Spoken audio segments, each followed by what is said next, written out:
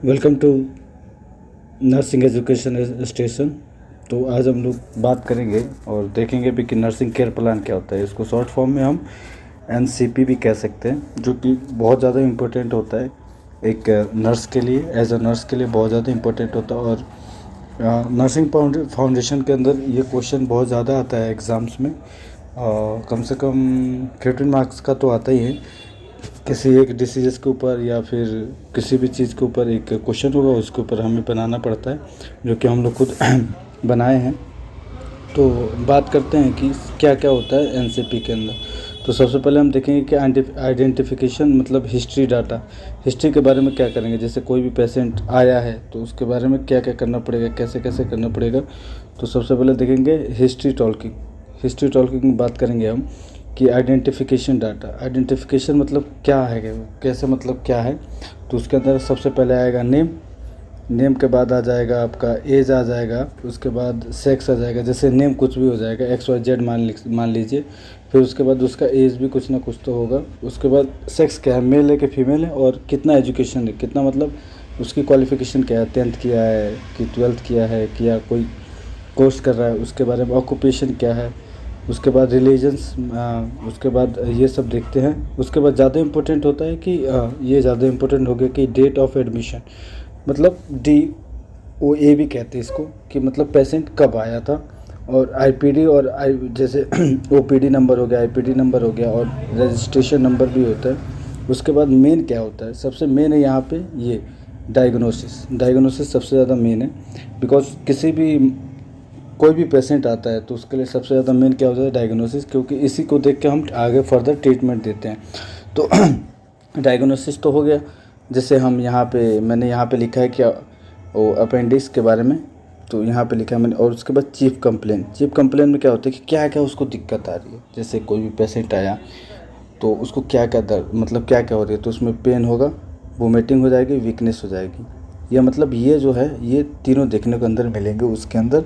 उसके बाद क्या होगा कि जब आ जाएगा ये तो परेशानी वो लेके आ गया, उसके बाद कैसे हमें करना है कि प्रेजेंट हेल्थ हिस्ट्री क्या है उसकी, मतलब अभी क्या है, अभी कैसा है। जैसे उसको वीकनेस हुई है तो अभी कितनी वेट है उसकी, या फिर कैसे है, या फिर।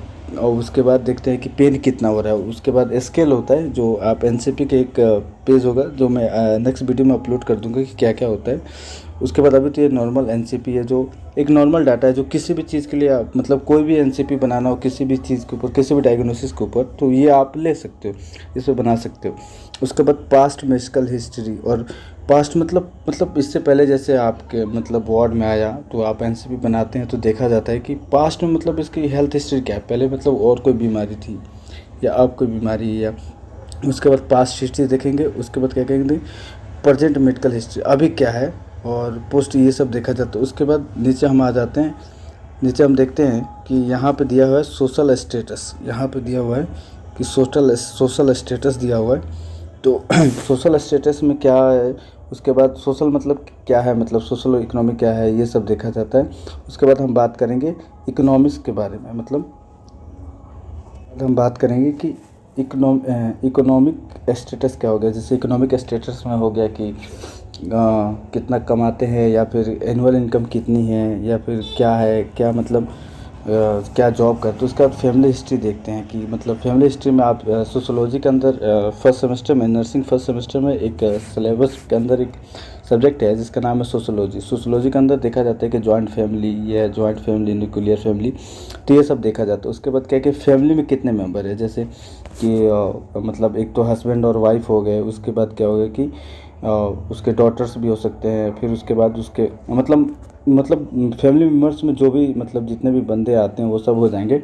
उसके बाद यहाँ पे लिखना होता है, इस वाले कॉलम में लिखना पड़ता है। जैसे यहाँ पे फैमिली का वो हो गया, मेंबर्स हो गए 1 2 3 4 ऐसे हो गए। यहाँ पे सेशन डाले जितने भी फैमिली मेम्बर्स के अंदर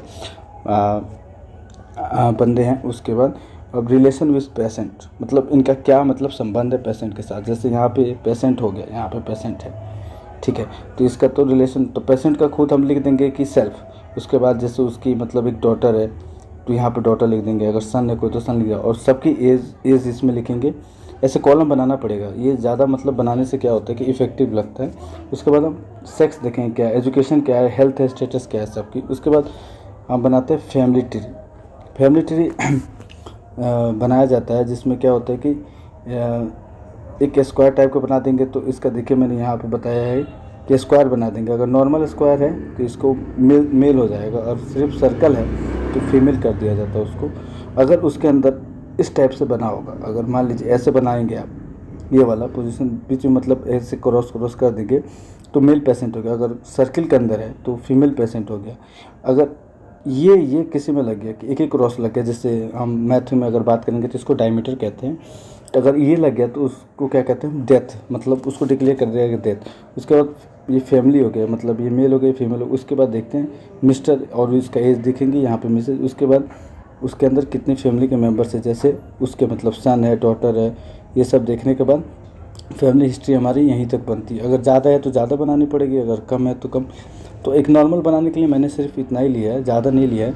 उसके बाद हम नेक्स्ट बात करते हैं कि फिज़िकल एग्ज़ामिनेशन। फिज़िकल एग्ज़ामिनेशन में मतलब देखते हैं कैसा, मतलब क्या है, जैसे सिर्फ देख लेते हैं कि कैसा, मतलब क्या पेशेंट की सिचुएशन है, क्या है और क्या नहीं है। उसके बाद क्या होता है, वाइटल साइन। ये दीज आर मोस्ट इम्पोर्टेंट, ये बहुत ज़्यादा इम्पोर्टेंट है। जैसे हमारा जब प्रैक्टिकल हुआ था तो उसके अंदर ये सब पूछा जाता है। जैसे कोई भी पेशेंट होते हैं, हमें ये ज़्यादा ध्यान रखना पड़ता है कि एनसीपी जब हम बनाते हैं तो हमें ये ज़्यादा ध्यान रखना पड़ता है। जैसे कोई भी डायग्नोसिस हो जाती है तो उसका ब्लड प्रेशर चेंज हो जाता है, टेम्परेचर चेंज हो, जैसे उसको मतलब फीवर ज़्यादा है तो उसका टेम्परेचर चेंज हो जाएगा। पल्स रेट मतलब रेस्पिरेशन, तो ये तो मतलब टीपीआर कहते हैं। टीपीआर टेम्परेचर हो गया, पल्स हो गया, रेस्पिरेशन हो गया और ब्लड प्रेशर हो गया। ये टीपीआर के अंदर आता है, जो वाइटल साइन के नाम से हम जानते हैं। तो यहाँ पे है कि नॉर्मल वैल्यू, यहाँ पे जो दिया हुआ है इसको हम नॉर्मल वैल्यू देते हैं यहाँ पे। उसके बाद हम यहाँ पे जैसे ये तो पहले हम नॉर्मल वैल्यू लिखते हैं कि क्या क्या होता है। जैसे ब्लड प्रेशर की वैल्यू नॉर्मल कितनी होती है, 120/80 mm ऑफ Hg, ये नॉर्मल वैल्यू हो गई। और यहाँ पे पेशेंट का वैल्यू देखते हैं कि यहाँ पे जो लिखा है यहाँ पे पेशेंट वैल्यू कि मतलब कितना है, मतलब अभी कितना है। जैसे अब ये नहीं कि मतलब मैंने कुछ भी डाल दिया यहाँ है तो ये कुछ नहीं। जब एग्जामिनर हो या टीचर चेक करता है तो देखता है कि सबसे ऊपर डायग्नोसिस क्या है। जैसे कोई भी डायग्नोसिस होगी तो उसके हिसाब से उसका ब्लड प्रेशर होगा, नहीं कि हम अपने मन से डाल दिए। टेम्परेचर भी चेंज हो जाएगा, तो वो पल्स रेट भी चेंज हो जाती है, ये भी चेंज। और सबसे ज़्यादा है कि भाई साहब उसके अंदर वो जो एसआई यूनिट होती है, जिसको हम एसआई यूनिट कहते हैं, जैसे बीट्स पर मिनट, 16 से 20 रेस्पिरेशन हो गया, तो एसआई यूनिट बहुत ज़्यादा ज़रूरी है। जैसे है कि ब्लड प्रेशर 120/80 mmHg बहुत इंपॉर्टेंट है, ये जो है ये लगाना पड़ता है। उसके बाद हम नीचे बात करते हैं जनरल अपीयरेंस, मतलब कैसा है अपीयरेंस, नरिशमेंट क्या है, बॉडी के अंदर फ्लूइड कितनी है, एक्टिविटी क्या है, हेल्थ क्या है, मतलब क्या क्या, मतलब उसके डाइट है क्या नहीं है, सॉफ्ट डाइट है, सॉलिड डाइट है। उसके बाद बॉडी फ्लूइड के अंदर हम देखेंगे इलेक्ट्रोलाइट्स मतलब हो जाएंगे इसके अंदर। उसके बाद एक्टिविटी क्या है, मतलब क्या है एक्टिविटी, पैसिव एक्टिविटी है कि एक्टिव एक्टिविटी है, हेल्थ क्या है मतलब। उसके बाद अब मेंटल स्टेटस देखेंगे। मेंटल स्टेटस में ये हो गया कि कॉन्शियस है पेशेंट की अनकॉन्शियस है, जैसे यहाँ पे कॉन्शियस, तो कॉन्शियस भी देखेंगे, पोस्चर भी देखेंगे क्या पोस्चर है, इस सब का जैसे। और इसके अंदर बहुत सारी चीज़ें हैं, मैंने सिर्फ ज़्यादा ऐड नहीं किया है, बस एक नॉर्मल है, जनरल है, जिससे आप असाइनमेंट में भी बना सकते हो या फिर किसी भी डिसीज़ के अगर ऊपर टीचर्स दे देते हैं तो उसके ऊपर भी आप बना सकते हो। नेक्स्ट बात करते हैं हम हेड एंड फेस के बारे में। किसके ऊपर बात करते हैं,